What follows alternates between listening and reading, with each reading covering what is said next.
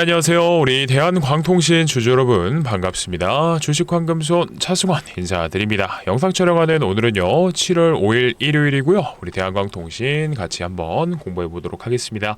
최근 들어서 우리 선배님들께서 질문을 굉장히 많이 주셨어요. 아무래도 대한광통신이 고점 대비해서 조정을 연속적으로 받고 있는 상황이다 보니까 추세가 솔직히 말씀드리면 좋지는 않죠. 그런데 뭐 엎친 데 덮친 격으로 최근 며칠 사이 나왔던 이런 공시들 있죠? 이 TF 인더스트리랑 설윤성 씨의 이 공시, 대주주 지분 매도에 대한 공시가 나오다 보니까 이거 뭐예요?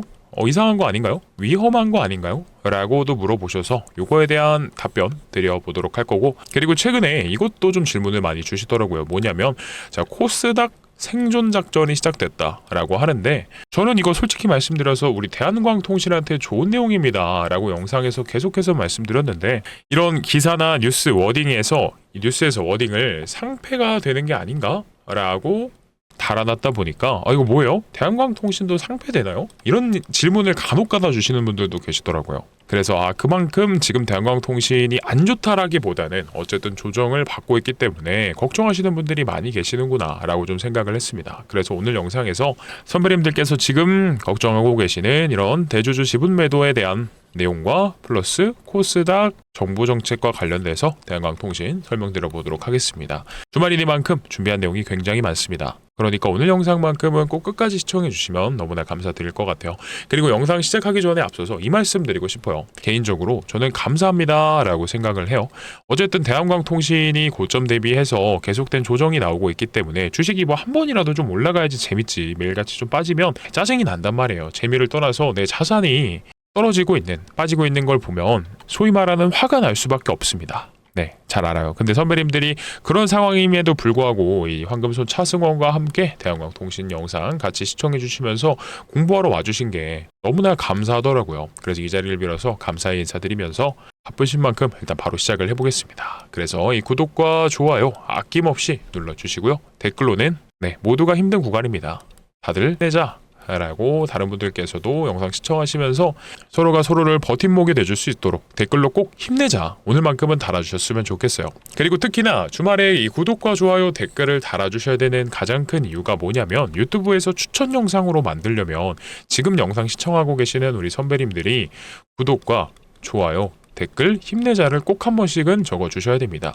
왜 그러냐? 자, 수급을 보면서 설명드릴게요. 대한광통신 금요일에 우리 개인 투자자분들이 100억가량 이탈을 하셨거든요. 물론 우리 영상 시청하시는 분들께는 사실 좋은 내용이죠. 단순히 수급만 놓고 보면은 개인 투자자분들이 이탈하고 있고 외인들이 들어오고 있으니까 좋은 거예요. 근데 적어도 저는 이렇게 생각합니다. 제 영상을 시청하시는 분들이 현 구간에서 이탈하는 거 너무나 좀 아깝다라고 생각을 하고 소중한 선배님들의 자산을 외인한테, 즉 주포한테 뺏기지 않으셨으면 해서 제가 영상 시청하시는 분들께 이 내용을 꼭 전달하려고 하니까, 선배님들께서는 다른 분들도 시청하실 수 있도록 추천 영상으로 뜨도록 구독과 좋아요, 댓글로 힘내자 아낌없이 달아주셔야 됩니다. 아셨죠? 자, 그러면 작성해 주셨다라고 하면 바로 시작해 보겠습니다. 일단 지금 상황이 누가 봐도 대한광통신 31,500원까지 5월달에 찍고 나서 한번 반등이 소폭 나오는 듯 하더니 결국 내려만 가고 있기 때문에 솔직히 좋다라고 말씀 못 드리죠. 아니요, 안 좋아요. 근데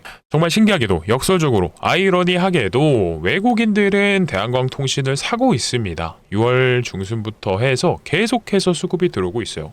항상 누차 말씀드립니다만 이 대한광통신에 들어오는 외국인들이 삼성전자랑 하이닉스 같은 우량주를 사는 진짜 외국인이 아닙니다. 그러니까 골드만삭스, JP모건, 모건스탠리 이런 애들이 아니고요. 외국인 창구를 통해서 들어오는 한국 시장에 굉장히 밝은 검은 머리 외국인, 검머외, 즉 주포예요, 주포. 자, 근데 주포들이 대한광통신을 현 구간에서 매수를 하고 있습니다. 제가 보이는 것만 말씀드리는 겁니다. 없는 얘기 드리는 게 아니라 보시면 실제로 외인들이 금요일에 그 전날에 이번 주만 해도 특히나 월요일서부터 5거래일 동안 200억을 넘게 샀어요. 그죠?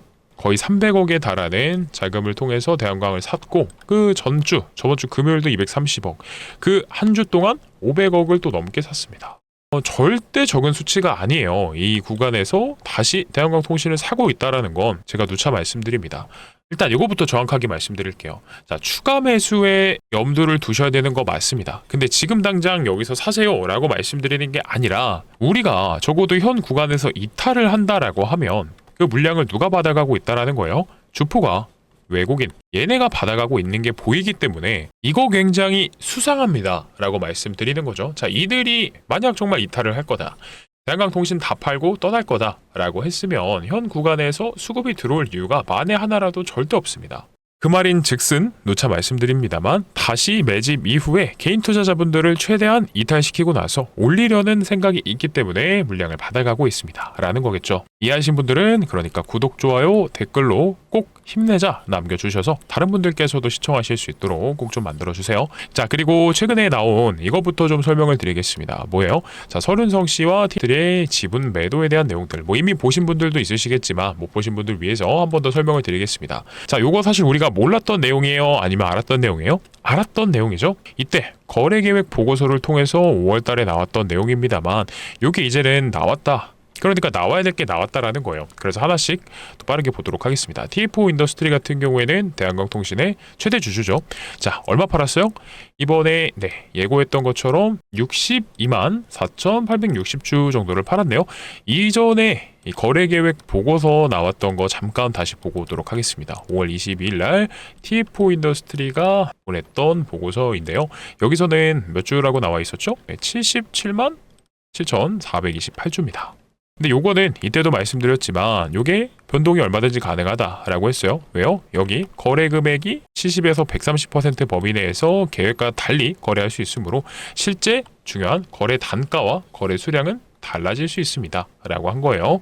근데 여기서 한 가지 이제 아쉬운 포인트가 뭐냐면 이때 거래계획 보고서에 단가를 적어놨던 게 23,100원이었는데 하한선이 70%에 정해져 있었죠. 그래서 하한선이라고 하면 제가 알기로 16,000원 부근에서 바닥 최소치가 정해져 있었다라고 하는 건데 이번에 매도한 금액을 보면 13,000원 정도가 나옵니다. 근데 뭐 특별한 이유가 저는 없는 걸로 알고 있는데 이 룰을 좀 어겼다라고 하면 아마 요거는 회사 측에서 과징금을 부과한다라고 했을 때 요거를 감수하고서 매도하지 않았을까라고 좀 생각을 합니다만 어쨌든 근데 요게 중요한 게 아니라 포인트는 이거예요. 집중해 주세요. 이거 우리가 모르고 맞은 게 아니죠. 알고 있었던 겁니다. 5월달서부터 이 대주주 거래계획 보고서 이 보고서를 제출하면서 알았던 내용인데 뭐 솔직히 말씀드려서 알았다고 해서 알고 맞는다고 해서 뭐 덜 아픈 거는 아니긴 합니다만 우리가 포인트를 두자라는 건 이거죠. 일단 TF 인더스트리부터 보자라고 하면 죄송해요. 이들의 목적을 보자라는 거죠. 자, 이 주식을 파는 목적이 뭐예요? 일단 신규 투자 절반과 차입금 상환을 위해서 절반이었다라는 겁니다. 일단 목적 자체도 회사가 신규 투자를 위해서 주식을 판다라고 하는 건 장기 지속성을 통해 위하여 회사의 발전을 위하여 자 가지고 있는 주식을 매도함으로 미래를 본다라는 뜻에서 나쁘지 않은 겁니다. 그리고 한 가지 더 있죠. 차입금 상환. 빚을 면제하기 위해서 어쩔 수 없이 매도를 해야 되는 상황이었다라를 생각해 보면은 그나마 좀 미안을 삼을 수 있다라는 거고 그리고 하나 더 있습니다. 뭐요? 서른성 씨도 있죠. 자, 서른성 씨는 그럼 뭔데요?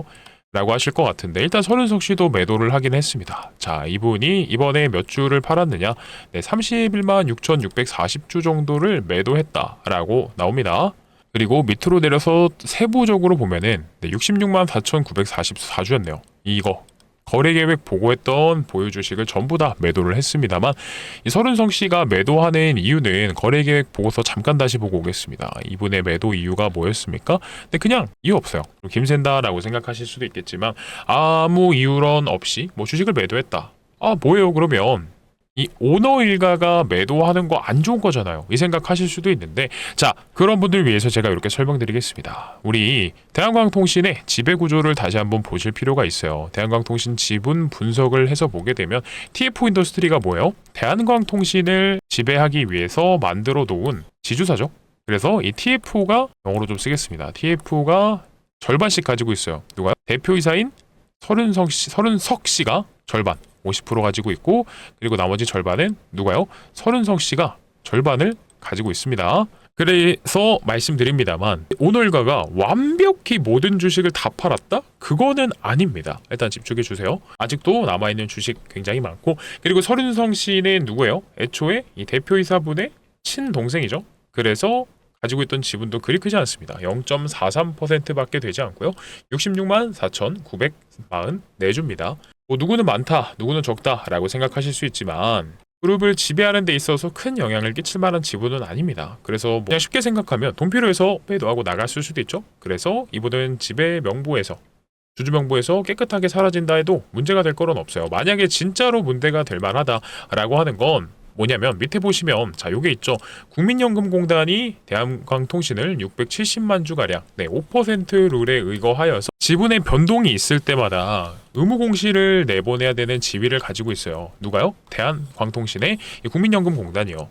자, 근데 보통 국민연금을 뭐라고 알고 계시죠? 운용하는 자금이 굉장히 많은 이 기관들 중에 하나이고 사실 우리나라에서 주식을 가장 잘한다라고 했을 때는 뭐 연기금 그게 바로 이 국민연금이다 라는 건데 자 이들이 보유한 5%의 주식을 매도했다라는 공시가 하나도 나오지 않았습니다. 자 이들이 매도를 했다라고 하면 요거는 좀 대한광통신 이제는 좀 위험한가 본데요? 안 좋은 것 같은데요? 이들이 매도를 한 거는 조금 수상합니다. 이제 다 팔고 좀 떠나실 필요도 조금 있을 것 같아요. 조금 안 좋아 보입니다 라고 설명을 드릴 수 있겠지만 그게 아니에요.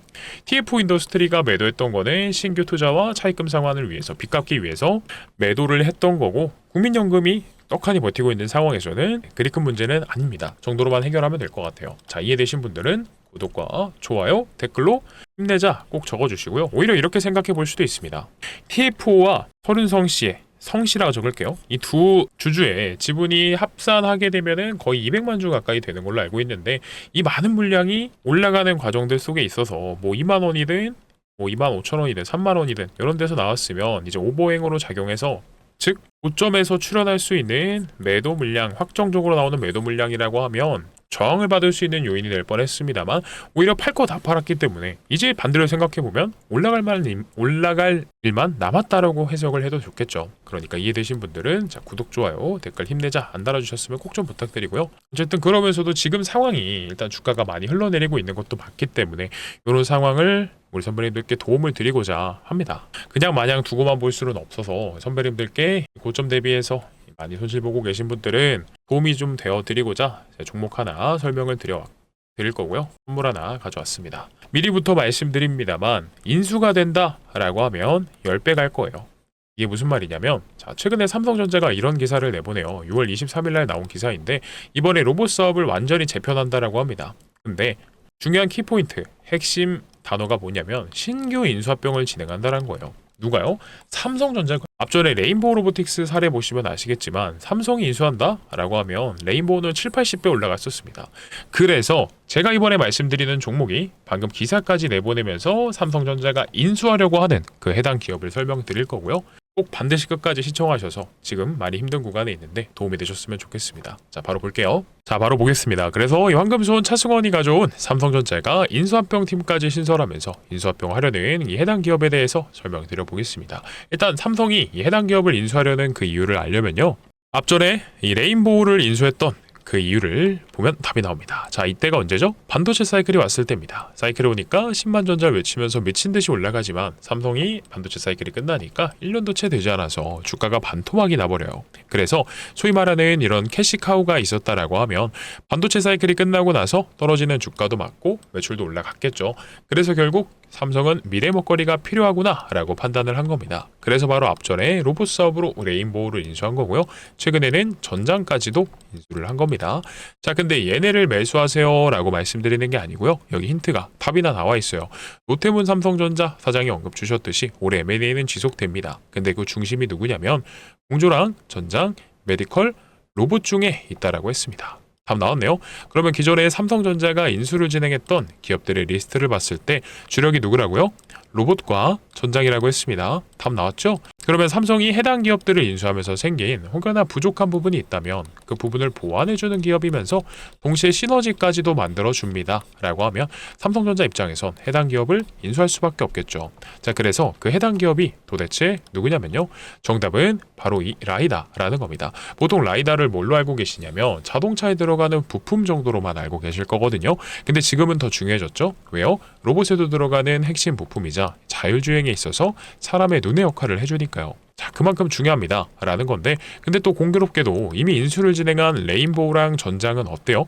완제품을 만듭니다. 즉 라이다를 직접 생산하지 않아요. 공장에서 납품받아서 최종적으로 조립을 진행하는데요. 자, 삼성전자 어때요? 반도체는 뭐 세계 최고일 수 있어도 사실 솔직히 말씀드려서 휴머노이드는 후발주자죠. 먼저 앞서 나간 현대차라든지 테슬라라든지 얘네를 따라잡으려면 뭐 하나 특별한 기술이 필요한데 그걸 바로 이 라이다에서 해답을 찾았다라는 거예요. 그래요. 이번에 그래서 로봇 사업을 재편하면서 삼성전자의 미래 로봇 추진단에 편입을 시킴으로써 따라잡겠다라고 선언을 한 거나 마찬가지고 방금 기사에서 보셨듯이 언급한 이 해당 기업을 얘를 인수를 통해서 완벽히 삼성전자의 로봇 생태계를 구축하려고 한다라는 겁니다. 그래서 이런 표면적인 이유들로 해당 기업을 인수합니다라고 말씀드린 건데요. 사실 이것보다도 중요한 게 이런 내부적인 요인이 있습니다. 집중해 주세요. 자, 이미 해당 기업은 삼성전자에게 납품 중이고요. 그리고 삼성전자 출신의 사내이사가 재직 중에 있고 지분까지도 살펴보면 삼성전자가 3대 주주입니다. 근데 아시죠?